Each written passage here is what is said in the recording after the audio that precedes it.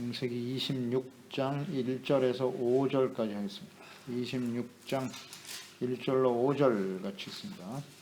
아브라함 때에 첫 흉년이 들었더니 그 땅에 또 흉년이 들매 이삭이 그랄로 가서 블레셋 왕 아비멜렉에게 이르렀더니 여호와께서 이삭에게 나타나 이르시되 애굽으로 내려가지 말고 내가 내게 지시하는 땅에 거주하라.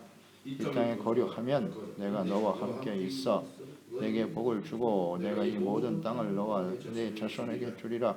내가 네 아버지 아브라함에게 맹세한 것을 이루어 내 자손을 하늘의 별과 같이 번성하게 하며 이 모든 땅을 내 자손에게 주리니 내 자손으로 말미암아 천하 만민이 복을 받으리라.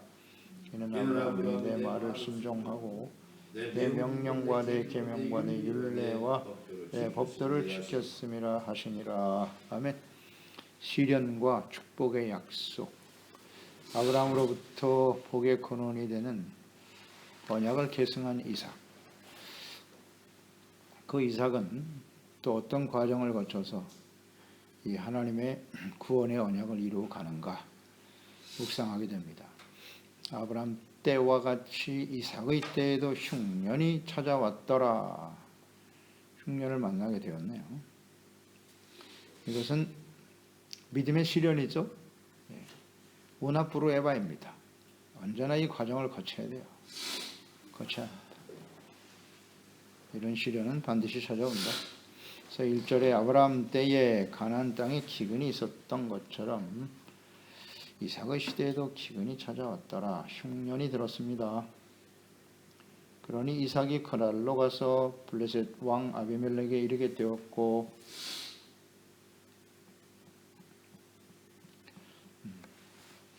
하나님이 주시는 시련이라고 봐야죠.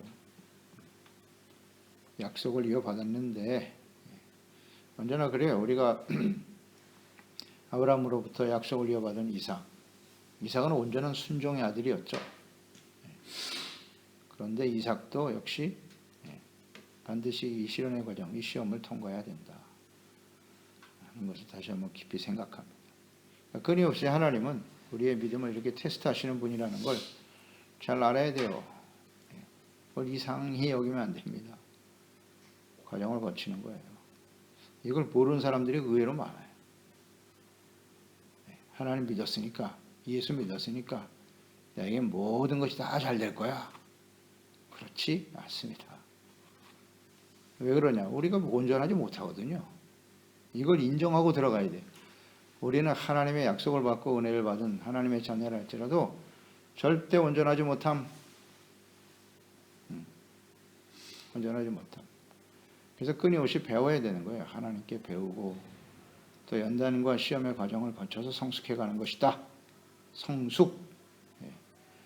믿음과 영적인 성숙은 그냥 하루아침에 자연적으로 이루어지는 게 아니에요.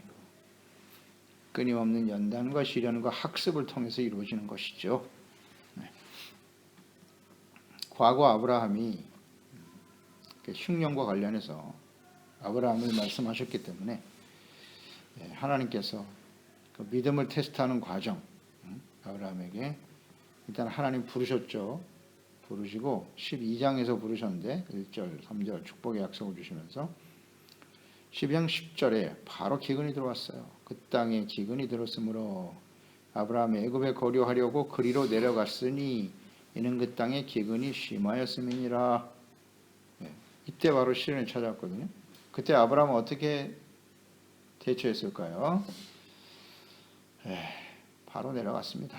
애굽으로 내려가서 자기 목숨 살겠다고 아내인 사라를 누이로 속이고 애굽 왕 바로에게 시집 보내죠. 이런 일이 벌어졌다.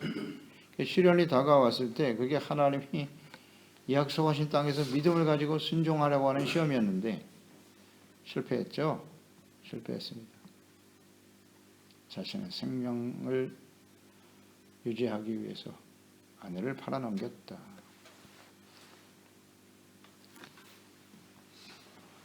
근데 이것도 이삭은 어떻게 반응하는가 보시는 거예요. 어떻게 할 것인가.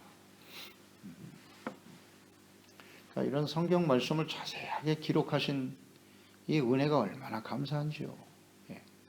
우리에게도 아브라함에게 이삭에게 나타난 것처럼 모든 시대에 하나님의 언약의 백성들에게 이런 시련이 찾아와요. 성경을 보세요. 계속되죠.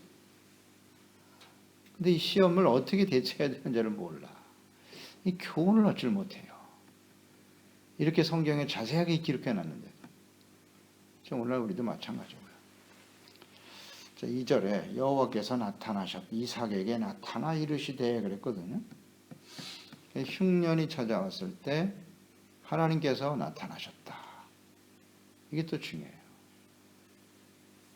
시련과 어려움을 당할 때 하나님이 환난 중에 임하신다는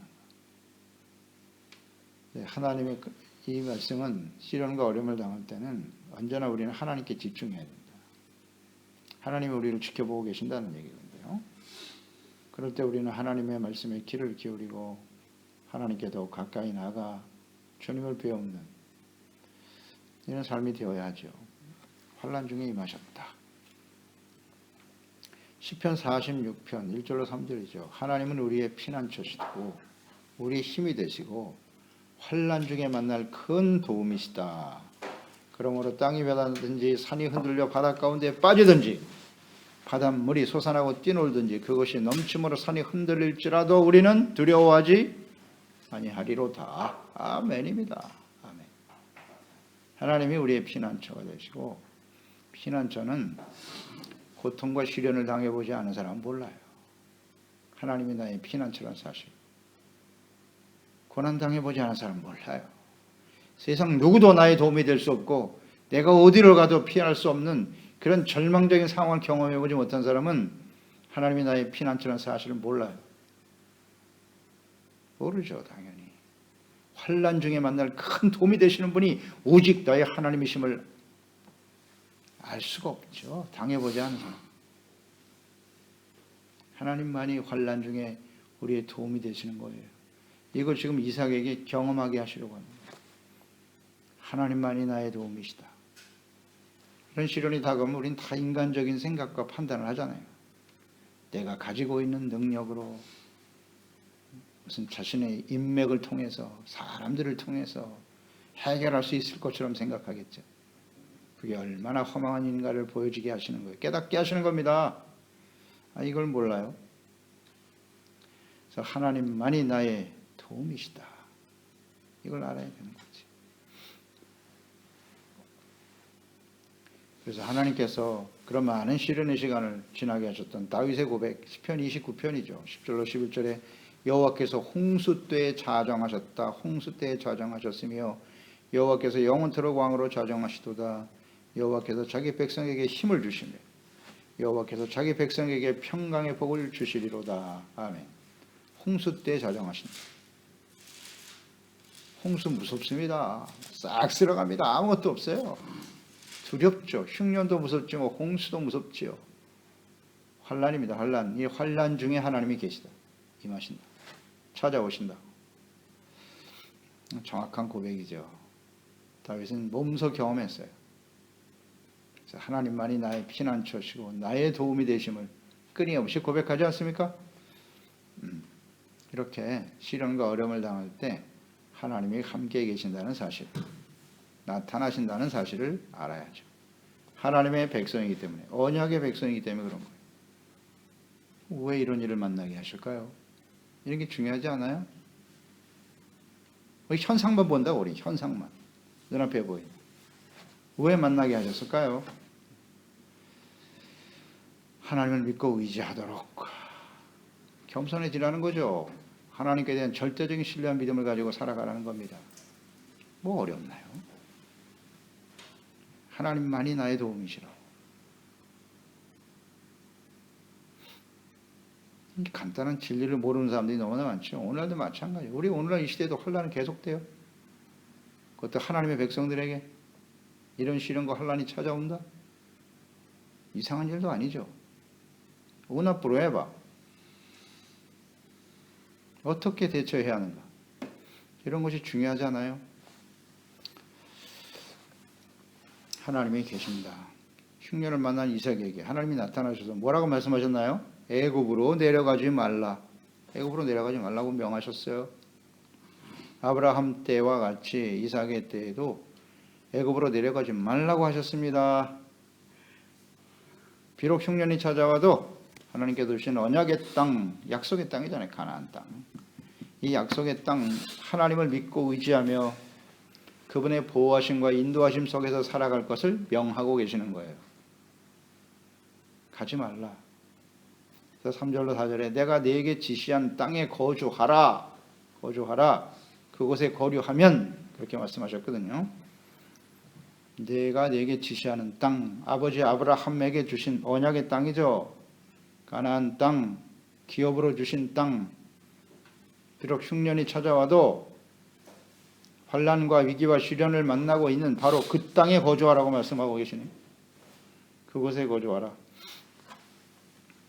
생각해 보세요. 하나님이 지시할 땅은 어떤 땅이냐? 하나님이 주신 약속의 땅, 언약의 땅이란 말이죠. 하나님의 말씀이 있는 곳이죠. 주님의 말씀에 순종하고 따르는 삶이겠죠. 거기에 거주하라. 자, 오늘 이 말씀 묵상 우리에게 적용을 시켜보세요. 애굽으로 내려가지 말라. 우리에게 시련과 혼란이 찾아왔을 때 애굽으로 내려가지 말라. 애굽은 어떤 곳이에요? 인간적인 판단과 생각과 결정으로 자신의 능력을 가지고 살아가려고 하는 곳이 애굽 땅이에요. 뭔가 그곳으로 피하면 이런 시련과 어려움을 극복할 수 있을 것처럼 생각되는 것. 그래서 어디를 떠나? 하나님이 지시할 땅, 즉 예수 그리스도 안의 삶, 하나님의 말씀을 듣고 순종하는 삶을 떠나서 세속적인 생각과 판단을 하고 하나님보다는 재물을 더 의지하고 자신의 능력을 의지하는 곳이 애굽 아니에요? 세속화되지 말라는 겁니다. 오늘 이 시대에 주는 하나님의 환난의 메시지는 간단한 거예요. 자꾸 남들한테 핑계대고 누구 때문이 아니라 오늘날 교회와 하나님의 자녀와 백성들이 하나님의 말씀을 떠나 있다는 겁니다. 간단하지 뭐 어렵나 이거. 하나님 말씀으로 돌아와라. 하나님을 믿고 의지하라. 무슨 세속적인 무슨 힘으로 말이죠. 그것을 믿고 의지하고 그것이 우리에게 참된 평안을 주고 우리를 잘 살게 한다고? 어리석은 사람들. 지금 이렇게 흘러가고 있잖아요. 그게 다 애굽이잖아요. 애굽. 왜 하나님께 돌아와야 된다는 생각을 못하지? 답답하죠. 이렇게 말씀을 봐도 깨닫지를 못하는 거예요. 전혀. 그냥 현상과 인간적인 생각만 하고 있는 거예요. 하나님께 돌아가야죠. 하나님의 말씀으로 돌아가야죠. 예수 그리스도 안에서 의를 회복하고 하나님을 바르게 섬겨야 된다고 하는 간절한 마음이 있어야 하는데 그냥 앉아서 걱정만 하고 있는 거지. 두려워하고. 애굽으로 가지 말라잖아요. 애굽으로. 지금 애굽으로 심각하게 내려가 있잖아요. 그쪽으로 가고 있어요. 지금. 아비멜렉 블레셋 땅에 거하게 되었는데 거기에 이르게 되었는데 하나님께서 중도에 나타나서 스톱시키는 거예요. 너 애굽으로 가려고 하지. 가지 마. 가지 마. 이게 은혜입니다. 하나님이 가로막아 주시는 게 은혜죠. 이런 게. 가지 말라고. 아버지를 생각하라. 아브라함 아버지가 애굽으로 내려가서 무슨 짓을 했니? 어떤 일을 경험했니? 네 어머니 사라를 아내를 시집 보냈어. 바로 왕에게. 너도 그런 일이 벌어질 거니까 하지 마. 보세요. 우리 그 이후에 아버지가 똑같아. 애굽으로 내려가는 바람에 자기 아내를 또 시집 보내잖아. 아버지랑 똑같이. 그래서 가지 말라는 거 아니에요. 우린 절대 자신하면 안 돼요. 누구도 자신할 수 없어요. 나는 믿음이 좋아서 나는 괜찮을 거야. 착각하지 말라. 누구나 애굽으로 내려가면 한 발 들여놓으면 다 거기에 영향을 받게 돼 있어요. 이제 이후에 묵상되겠죠. 그러니까 하나님이 나타나신 거예요. 가지 말라고. 가지 말라고. 애굽으로 내려가면 안 된다고. 시련과 어려움이 찾아오는 것은 온 앞으로 해봐야 하나님의 뇌가 하나님의 말씀을 순종하는지 여부를 확인하기 위해서 주시는 거라고. 하나님의 다스림을 받는 하나님의 나라와 그의 의를 먼저 구하며 살아가는 삶. 이게 하나님이 지시할 땅이잖아요. 경건하게 살아가는 삶. 이게 하나님이 지시한 곳이잖아요. 의와 거룩함을 지켜가는 삶. 그런 삶의 여정에도 환난과 시련이 다가와요. 찾아옵니다. 그래서 믿음의 시련을 만날 때 자꾸 인간적인 생각하지 말고 현실 상황이 어떠니 그런 판단하려고 하지 말고 하나님이 지시하신 그 약속의 말씀을 붙들고 인내하라. 믿음의 시련이니까 하나님을 믿고 의지하자. 이게 맞는 것인데 가지 말라 애굽으로.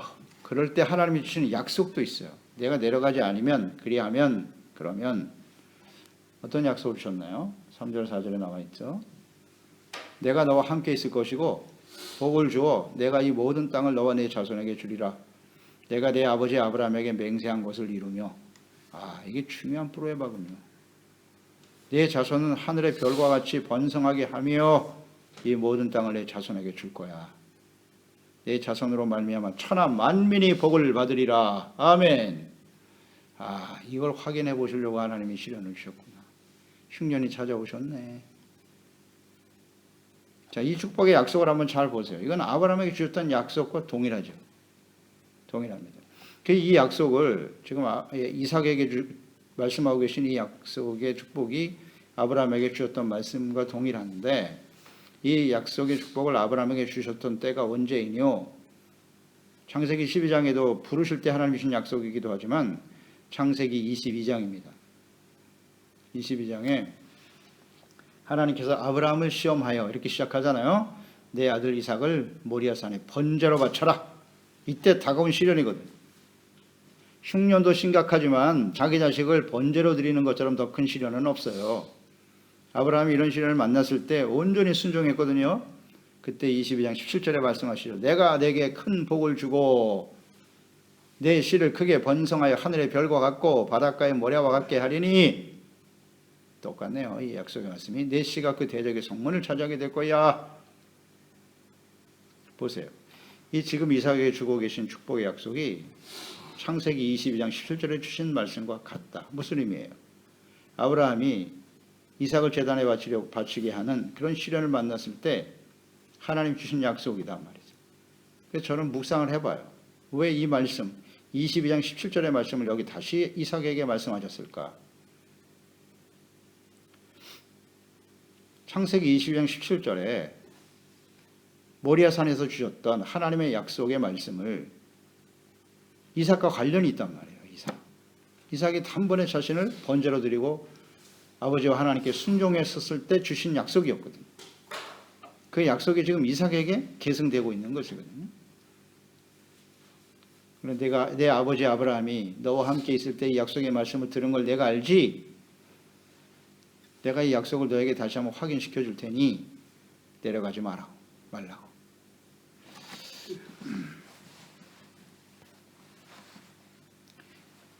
하나님을 경외하고 순종함으로써 복을 받아 번성하고 중요한 건 천하 만민이 너와 내 후손을 통해서 복을 받게 된다. 복의 근원이 된다는 것이거든요. 그렇기 때문에 그러기 위해서는 이런 믿음의 시련을 반드시 거쳐야 돼. 나 하나만 잘 되고자 함이 아니라 나를 통해서 모든 사람들이 복을 받아야 되니까. 그래서 교회와 그리스도인들도 끊임없이 하나님의 시련과 연단을 보내시는 거예요. 그리스도인들이 잘못되면 세상 사람들이 다 죽는 겁니다. 다 죽는 거예요. 생명과 구원을 얻도록 복의 근원이 되도록 하나님이 우리를 부르신 건데 그러니 내려가지 말라고. 이 말씀은 이스라엘 백성들이 끊임없이 계속되는 거예요.